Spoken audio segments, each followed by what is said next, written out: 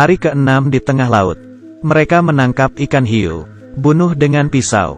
Beberapa hari ketiganya tidak makan. Makan ikan hiu. Dibelek perutnya. Dari dalam perut keluar ikan hidup yang belum dicerna. Dimasukkan ke mulut. Dan dinikmati.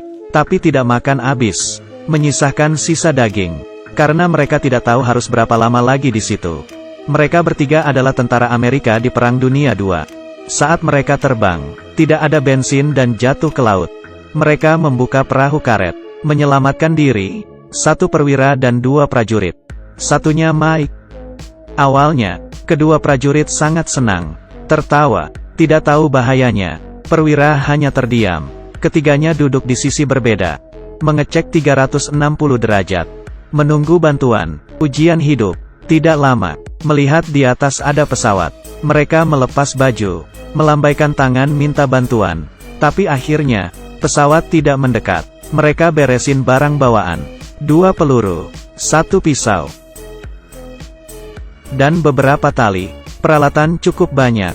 Tidak ada air, tidak ada makanan. Air laut tidak bisa diminum. Perwira bingung. Ia menyuruh kedua prajurit untuk membuang sepatu.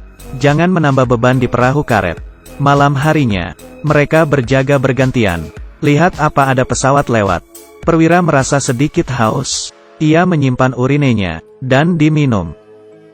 Esok harinya, perwira mengeluarkan sebuah aturan pesawat. Mengikuti pendaratan dan posisi angin pesawat. Mereka hanyut ke pusat Hawaii. 1900 km.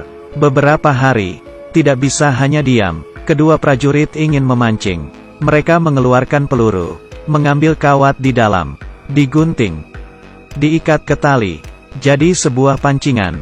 Jadikan tang jadi pelampung pancingan. Gimana dengan umpan?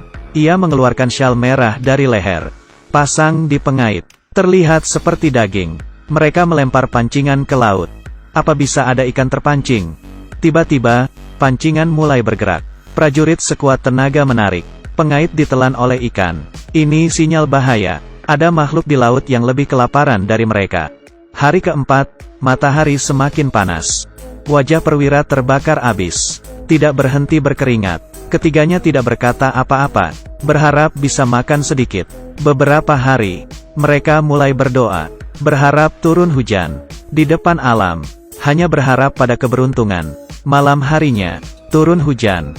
Mereka bisa minum. Hari kedua, siali di dalam laut, menangkap ikan hiu. Membelek perut hiu. Ketiganya mulai makan. Ini makanan pertama mereka selama di laut. Baru selesai makan, wajah Johnny berubah. Tidak sengaja membuang darah hiu ke dalam laut. Aroma darah memancing kedatangan hiu. Beberapa hiu mengepung mereka. Kalau menerkam, mereka bisa jadi makanannya. Untungnya, malam harinya, hiu tidak ada. Tapi saat itu, Johnny terbangun, mencuci wajahnya. Tiba-tiba tangannya tergigit dari dalam air. Ia menarik tangannya. Belumuran darah. Temannya Mike menembak ke arah laut. Perwira melihat tangan Johnny. Ada 3 gigitan. 1 kuku sudah tidak ada. Tapi tangan masih ada. Ia membungkus luka Johnny. Menyuruh balik badan. Menekan luka. Beberapa hari kemudian, mereka masih menyelamatkan diri. Setiap bangun, mencatat. Minum darah hiu. Seteguk. Langsung dikembalikan. Tidak minum banyak. Tapi dengan cepat, air juga habis. Mereka berdoa turun hujan. Johnny berusaha menangkap ikan. Tapi tidak beruntung. Bisa menangkap hiu lagi. Hari ke-15. Ada seekor burung di perahu karet. Johnny ambil pistol. Mengarahkan. Dan berhasil menembak. Perwira lihat. Tapi saat itu, di dalam laut ada seekor hiu. Perwira bergegas berenang. Johnny mau bantu. Tapi pistol tidak ada peluru. Mereka mendekat ke perwira. Hiu sudah mendekat. Dengan cepat, ia berhasil diselamatkan. Hiu datang ke arah mereka.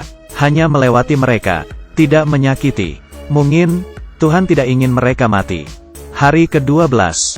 Tubuh Johnny terbakar. Kulit wajahnya juga terkelupas. Paling putus harapan. Perwira bilang, harusnya lihat pulau di hari ke-34. Tapi ini tidak ada. Pasti ada kesalahan. Putus asa. Johnny marah ke perwira. Tapi tidak menyelesaikan masalah. Setelah semua tenang, 3 orang mulai rencana. Hanya berpegang pada tali. Untuk dapat kesempatan, ia menyesuaikan pikirannya, memotong sepatunya.